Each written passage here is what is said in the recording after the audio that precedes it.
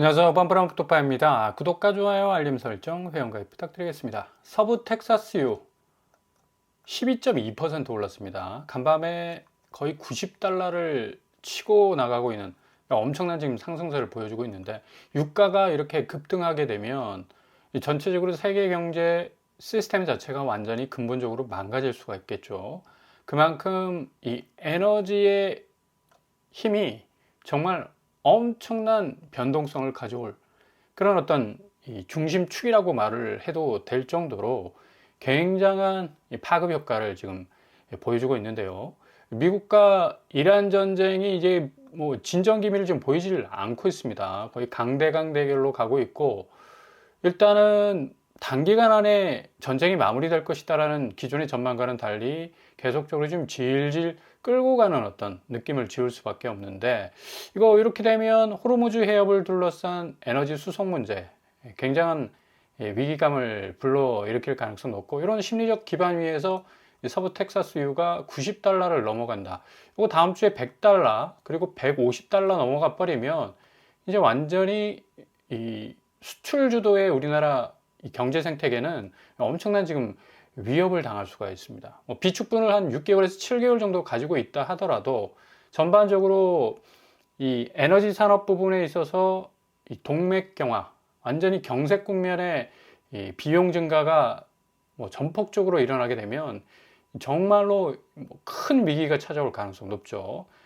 가뜩이나 이 유가 급등이 이제 건설업계를 직격할 가능성이 굉장히 높고요. 이렇게 되면 신축 아파트 분양가가 가뜩이나 높았는데 이거 원가 상승분 고려해서 급등시킬 수 있을 가능성이 높아요. 그래서 얼죽신, 얼어 죽어도 신축이라는 말은 이제 한 6개월 전부터 사라지지 않았습니까? 그만큼 많은 사람들이 너무나 높여놓은 이 분양가 때문에 엄청난 스트레스를 받고 있었는데, 이거 유가 급등과 맞물려서 건설업계가 이 공급 부분에서 원가 상승분을 또 말을 하지 않을 수가 없기 때문에 제일 타격을 받는 곳은 이제 건설업계라고 할 수가 있고요.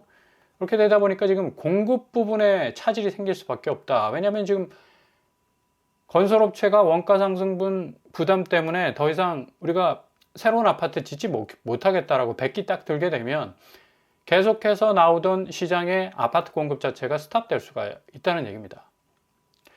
근데 어차피 신축은 분양가 고공행진을 계속해서 이어가고 있었기 때문에 여기서 더 밟고 분양가가 올라간다 치면 이거 전반적으로 수요는 완전히 이제 말라버릴 수밖에 없다는 얘기예요. 그동안 분양가가 계속해서 올라가는 바람에 그래도 신축이다, 신축의 어떤 경쟁력을 감안을 해서 많은 사람들이 이제 시장에 접근을 했는데, 이것 자체가 이제 안 되다 보면 결국에 가서는 유가 급등과 맞물려서 공급 시장에서는 엄청난 지금 가격 급등 현상이 더 세게 올 가능성이 높아서 상당히 지금 어려운 그런 어떤 난망 상태다라고 볼 수가 있겠습니다. 자, 이렇게 되면 공급이 떨어지면 집값이 다시 오른다라는 또 시장의 전망이 있어요. 당연하죠. 신축 공급이 물량이 줄어들게 되면 당연히 공급 라인 파이프가 끊어지게 된 것이기 때문에 상당히 주택 시장에서는 공급 감소로 이어지고, 공급이 감소되면 당연히 경제 원리로 따져보면 수요가 더 증가하는 반면 공급이 줄어들면 가격이 올라갈 수밖에 없다라고 얘기를 할 수 있습니다. 이거 틀린 말 아닙니다. 맞는 말이지만, 근데 지금 한국의 부동산 상황과 살펴보면 이게 그닥 그렇게 함수관계처럼 딱 연결되기가 어렵다. 왜냐하면 지금 구축 공급 라인을 지금 계속해서 빼고 얘기를 했습니다. 그러니까 무조건 신축 공급 라인에 이상이 생기면 아파트 가격이 올라간다라고 얘기를 하고 있었죠. 근데 지금 시장에 나와 있는 서울 매물 평균 전월세 매매 다 합치면 10만 채가 넘어서지 않습니까? 요거 공급 아닙니까? 공급이죠. 근데 공급 라인 역할을 못했던 건 그만큼 가격이 터무니없이 올랐기 때문에 사람들이 접근할 수 있는 접근성이 확 떨어지죠. 10만 채가 시장에 나와 있지만 그 10만 채를 사줄 사람이 없다. 그렇기 때문에 이번 정부에서 굉장한 어떤 의지를 가지고 집값 조정에 나서는 것도, 기존 서울에 없는 땅, 있는 땅 다 모아가지고 신축 지어서 그 어마무시한 비용 들 거 아닙니까? 그 비용 가지고 수요로 이 만족도를 높인다는 건 한계가 있다. 차라리 10만 채 이상 나올 수 있는 20만 채도 가능하죠. 구축 시장의 가격이 낮아진다면 충분한 공급 파이프라인이 가능하니까. 그리고 지금 이 구축 공급 라인의 가격 조정이 된다면 충분히 이런 어떤 위기를 넘어설 수 있는 모멘텀이 될 수가 있는 거죠. 자, 이런 상황에서 지금 다주택자 5월 9일 양도세 중과 종료되기 때문에 지금 서울 매물 시장은 7만 4천 건 보합으로 가다가 또 제가 데드캣 바운스 말씀드렸습니다. 탁 튀어 올라간다고 7만 5천 건 주말에 찍었습니다. 이제 다음 주 되면 15일 이전에 분명히 8만 채가 넘을 가능성이 아주 높아졌어요. 자, 그만큼 지금 다주택자들의 심리는 굉장히 지금 쫓기는 듯한 심리다. 빨리 내가 매물 내놓고 현금화 시키지 않으면 세금 폭탄 맞을 수 있다라는 그런 어떤 위기감 때문에 가뜩이나 지금 미국 이란 전쟁 또 터지지 않았습니까? 이게 지금 물가 자체를 유가 급등과 함께 맞물려서 들어 올리기 때문에 기존의 대기 수요, 그러니까 집을 사야 되겠다고 마음먹은 사람들 입장에서는 조금 더 이 선택지가 오르는 물가 때문에 심리적으로 더 위축되어 있을 수 있어서 좁아질 수가 있습니다. 그러면 집을 이렇게 많이 내놔도 그렇게 많이 사줄 사람이 없다라는 얘기예요. 그러니까 이모저모 다 따지면 무주택자 입장에서는 그래도 좀 더 기다리고 다주택자 입장에서는 빨리빨리 소화를 시켜야 되는데 그 중간에 딱 끼어 있는 가장 큰 기준점이 가격이죠. 그러니까 가격이 어느 선상에 나와야지 서로 공급과 수요가 매치가 돼가지고 거래가 성사가 되느냐, 이게 문제인데 지금 계속해서 다주택자들이 가격에 대한 고민만 하고 있으면서 시간은 가는데 드라마틱하게 가격 내리지 않으면 절대로 시장에서 자기가 내놓은 집 팔 수가 없습니다. 그렇기 때문에 지금 매물이 7만 5천 채로 늘어나고 있지 않습니까? 다음 주 되면 충분히 8만 채 뚫을 가능성이 굉장히 높아졌어요. 그냥 뚫려 버린다는 얘기입니다. 그렇게 견고하게 보였던 정말 서울의 굉장한 고점을 물고 있는 집값들도 여지없이 가격이 이렇게 뚫릴 가능성이 높아지는 그런 상황까지 지금 왔다는 얘기입니다. 매물 증가세만 보더라도 구축 가격 추이 분명한 지금 하락세입니다. 그리고 앞으로 더 떨어질 것이다라는 전망 충분히 예상할 수 있고요. 그렇게 천정부지로 올랐던 가격들이 이제 서서히 내려칠 가능성 높다. 자, 서울특별시 거래 금액, 평균 거래 금액을 보더라도 14억대. 2025년 3월입니다. 딱 1년 전이죠. 평균 거래 금액이 14억대까지 올라섰었어요. 근데 2026년 3월 되면서 딱 1년 지난 시점에서 지금 8억대로 내려봤습니다.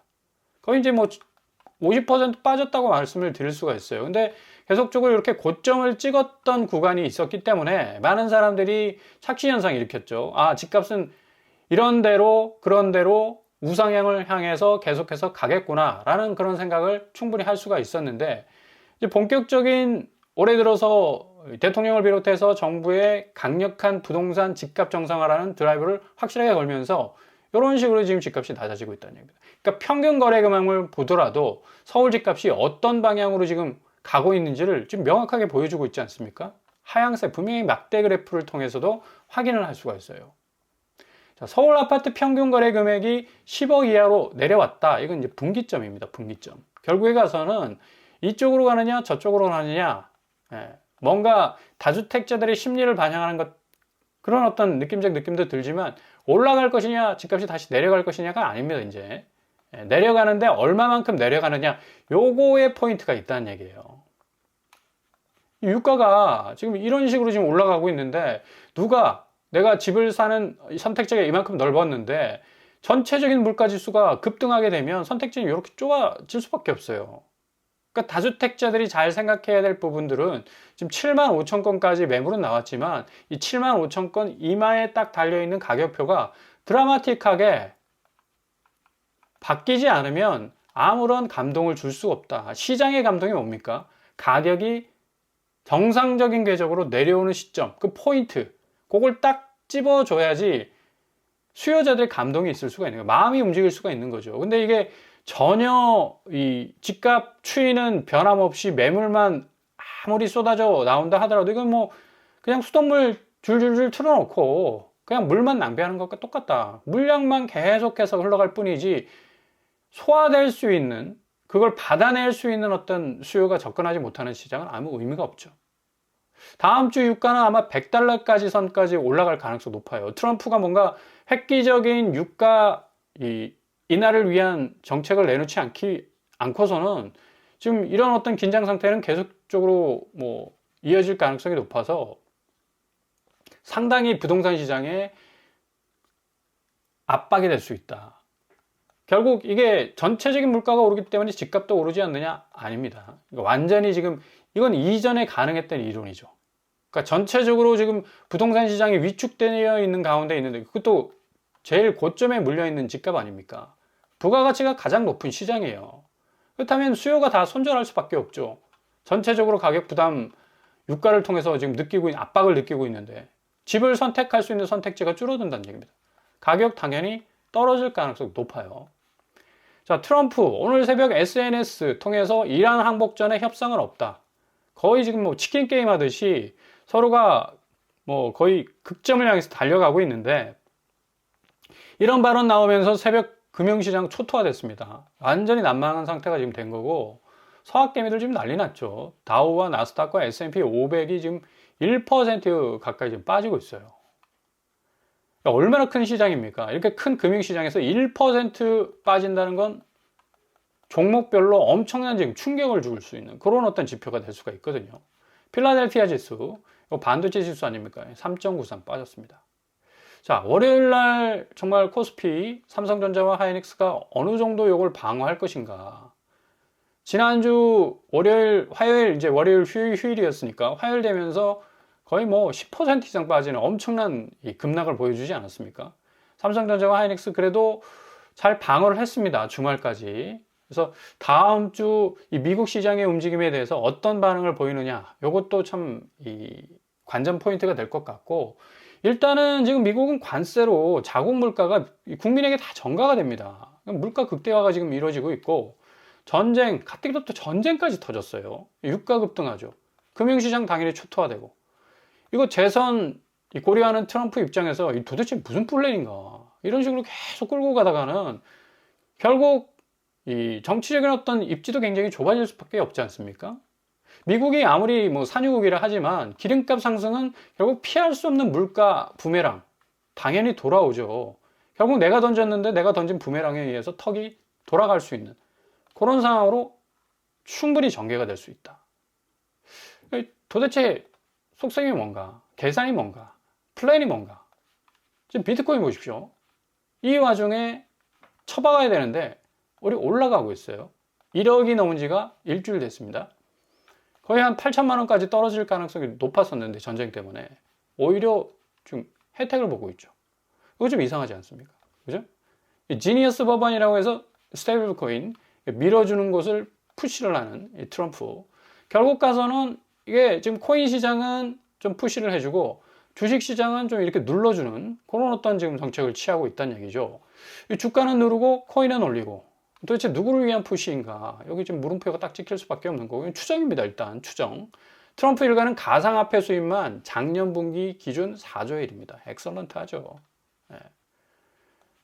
이 상황에서 주가는 누르고 코인은 올리고 관세로 자국 물가는 극대화되면서 전쟁이 유가를 자극해서 지금 금융시장 초토화되고 미국이 산유국이지만 물가 부메랑은 국민들이 다 맞을 수밖에 없다. 뭔가 좀 쎄한 느낌이 든다라고 말씀을 드릴 수가 있어요. 자, 그렇기 때문에 너무 무리하지 마시라. 특별히 지금 코스피 코스닥 시장이 엄청난 성장세를 보이면서 많은 수익률을 쏟아내고 있었지만 지금 이런 식으로 미국 대통령의 어떤 스탠스에 따라서 금융시장과 코인시장과 유가시장, 기름시장 굉장히 지금 변동성이 큰 상황으로 지금 가고 있다라고 말씀을 드릴 수가 있겠고요. 아니 가장 안전자산인 금과 은값이 10% 이상 올라야 되지 않겠습니까? 근데 오히려 주춤하고 있어요. 이유인즉슨 지금 미국 국채 금리가 계속해서 올라가고 있습니다. 이런 변동성이 큰 미국의 전쟁 수행 상황에서 누가 미국 국채 들고 있겠습니까? 다 그냥 내다 팔지. 국채 가격 떨어지고 국채 금리 올라가죠. 미국은 국채를 발행할수록 더 손해가 커진다. 대신 생뚱맞은 지금 코인 시장만 지금 혜택을 보고 있다는 얘기죠. 참 기가 막힌 상황이 지금 벌어지고 있습니다. 그래서 국채 가치가 시들시들해지니까 국채 금리 오르고 안전자산 가치도 지금 동시에 시들시들거리면서 그냥 깨지고 있습니다. 이런 어떤 예상치 못했던 상황들이 지금 벌어지고 있으니까 지금 금융시장도 지금 혼조세고 우리나라 금융도 굉장히 지금 선방을 하고 있습니다만 그렇게 6,000피, 7,000피, 뭐 10,000피까지 바라봤던 지금 전망들이 흔들릴 정도로 굉장한 지금 어떤 위기 상황 속에 있는 거고요. 자, 이와 함께 한국의 대표적 안전자산 부동산은 대외 환경이 급격한 변화에 지금 직면해 있습니다. 부동산은 한 30년 동안 알바노였죠. 금융시장이 어떻게 되든 뭐 또 한국 경제가 어떻게 되든 강남 아파트 깃발 꽂으면 그냥 무진장하게 오를 수밖에 없다. 이런 어떤 이 공식이 딱 내리에 자리 잡고 있었기 때문에 이게 전혀 피해가 없는 시장이었다. 가장 세계에서 안전한 자산이었다 생각하고 있었지만 이게 이제 안 된다는 얘기예요. 결국 이제 대외의 모든 외국 자본들이 다 대출금을 통해서 아파트 다 물려 있습니다. 이거 기존 국내 자본이 아니란 얘기예요. 그러니까 국제적 금융 변화가 일어나면 아파트 시장은 그냥 흔들흔들 할 수밖에 없다. 플러스 알파, 부동산 시장 이전에 경험하지 못한 규제의 서막이 지금 열리고 있지 않습니까? 양도세 5월 9일 날 피한들 뭐가 문제입니까? 지금 증여하자 했는데 보유세가 딱 버티고 있네. 그러니까 자녀한테 물려줘도 그 자녀는 보유세를 1년마다 한 번씩 계속 물어줘야 됩니다. 이런 어떤 상황이 펼쳐지니까 집값이 당연히 조정될 수밖에 없는 거죠.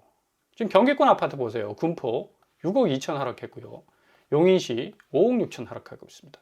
군포와 용인 나름 그래도 어느 정도 서울 접근성이 있는 곳 아닙니까? 삼본하고 수지구 같은 경우. 자, 경기권 아파트가 이렇게 급격한 하락 시작한 건 경험하지 못했던 전쟁통의 금융 변화 일어났고 그리고 규제의 서막이 서서히 지금 커튼을 오픈하면서 그 본질의 모습을 지금 보여주고 있다. 자, 이렇게 경기권 아파트 하락 증폭은 경험하지 못한 규제로 더 확대될 전망이 크고 파장이 점점 커져가게 될 겁니다. 집값 더 내려간다. 국민의 46% 전망할 수 있죠. 충분히. 이 상황에서 집값이 어떻게 올라갑니까? 근데 젊은 세대들은 글쎄 회의적 시각을 보내지만 결국 3월 팩트를 분명하게 볼 겁니다. 집값이 얼마나 드라마틱하게 꺾이느냐. 그냥 매물만 출회되는 것이 아니라 그 매물에 붙이고 나오는 가격들이 얼마나 합리적 가격으로 가격을 다운시켜서 나오느냐. 이게 가장 큰 관건이라는 얘기죠. 결국에 와서는 서울 집값은 확실하게 3월 달에 엄청난 분기점을 맞이할 가능성이 높다. 그 시발점이 강남 아파트가 2년 만에 꺾인 지점. 지금 2026년 3월 지점이라는 얘기예요. 2년 만에 꺾였습니다. 얼마나 올랐던지. 오르고 또 오르고 거기다 더 오르고 그랬던 곳이 강남 아파트인데 비로소 2년 만에 꺾였습니다. 아니 자산시장 중에 상승세가 2년 만에 꺾인 곳이 나온다는 것 자체가 코미디 아닙니까? 그죠? 주식시장은 매일매일이 이런 굴곡이 있는데 부동산 시장은 그냥 수직 상승이었다. 이것 자체가 왜곡됐다는 얘기죠. 2년 만에 그래도 꺾였다는 지점이 가장 의미 있는 집값 조정 신호탄이다. 자, 이런 차원에서 지금 이 정부는 또 확실한 공공 분양을 지금 계획하고 있는데 용산에 1만 채 지금 국토부에서 시동을 걸고 있습니다. 근데 서울시가 6천 채로 지금 제한하고 있죠. 어쨌거나 저쨌거나 지금 서울의 가장 요충지에서 1만 채 이상은 좀 쏟아내야지 공급의 어떤 이 본물이 좀 터질 것 같고 서울시는 이제 국제 업무지구에 대한 어떤 여러 가지 집주 근접 뿐만 아니라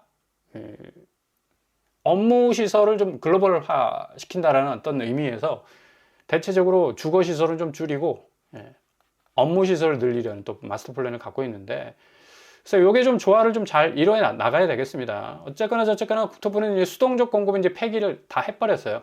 그러니까 뭐 용산에 뭐 6천 채 공급한다 뭐 했는데 지금 뭐 10년 세월 흘렀는데 이거 다 버려버리자. 빨리 시동 걸어가지고 1만 채 공격적 공급을 해야 되겠다라는 쪽으로 지금 접근을 해 나가고 있고 공공분양의 본격적 서막이 이제 모두를 깜짝 놀라게 할 뭐냐 가격으로 나와야 되죠. 그죠? 그래야지 부동산 지형도가 좀 탄력을 받을 가능성 높고 세일에 가깝고 놀라울 정도의 어떤 가격 형태로 나온다면 충분히 시장에 충격을 받을 수가 있겠거든요. 자, 이런 차원에서 마곡 17단지 다음 주에 이제 분양을 하게 됩니다. 여기 가격이 굉장히 합리적이죠. 3억대.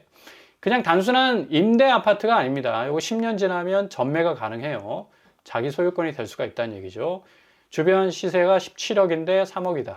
굉장히 좀 매력적인 것 같고, 이 토지 소유권이 없기 때문에 매달 토지 임대료 내야 된다는 거. 66만 원, 94. 요거 이제 보증금을 조금 더 60% 낸다면 2억 2천, 84제곱은 한 3억 정도 되는데, 요거 2, 30만 원대로 이제 또 줄일 수 있는 또 선택지도 있다는 얘기죠. 그러니까 이런 식으로 좀 마곡 17단지 같은 좀 파격적 가격의 공급들이 계속해서 나온다면 확실히 부동산 시장은 신선한 어떤 이런 공급들 영향 때문에 구축 가격도 더 내려갈 수 있는 하나의 모멘텀이 되지 않을까 생각을 해볼 수가 있겠고요.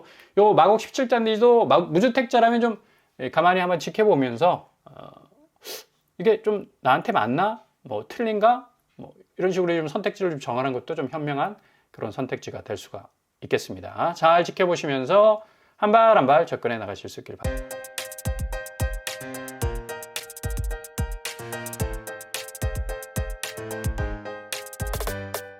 부동산 캐릭터처 국토부의 이전의 공급 굉장히 수동적이고 형식적인 공급 다 폐기해 버렸습니다. 이제 1만 채 공급이라는 확실한 공격적 접근 방법을 가지고 지금 서울시가 지금 조율 중인데, 빨리 이 사전 형태로, 사전 청약 형태로 나와야지만 시장의 어떤 집값 상승세를 좀 꺾을 수 있는 그런 신선한 공급이 될 수 있을 것 같고요. 그리고 지금 계속해서 진행되고 있는 이 유가 부분의 이 불안정성, 상당히 집값을 더 상당히 내리 누를 수 있는 어떤 분기점으로 갈 수 있을 가능성도 높다라고 볼 수가 있겠네요.